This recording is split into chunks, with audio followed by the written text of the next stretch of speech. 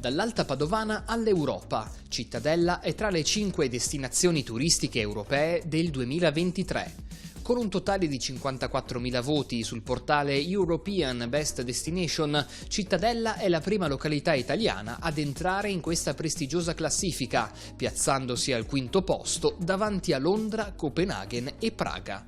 Per la città murata dell'Alta Padovana, questo significa essere stata scelta da un pubblico di viaggiatori da ogni parte del mondo, in particolare Regno Unito e Stati Uniti, ma anche godere di una visibilità internazionale senza precedenti. Un riconoscimento che non viene dal nulla, ma che è il risultato di anni ed anni di programmazione culturale e turistica di alto livello. Erano gli anni 90 quando iniziò la valorizzazione del patrimonio storico-culturale. Nel 2013 il Camino di Ronda venne finalmente riaperto nella sua interezza, caso unico in Europa. Oggi la città punta a superare i 90.000 visitatori. Con la creazione della Cittadella Card è stato ideato un vero e proprio sistema di visita che comprende, oltre alle mura, altri gioielli cittadini.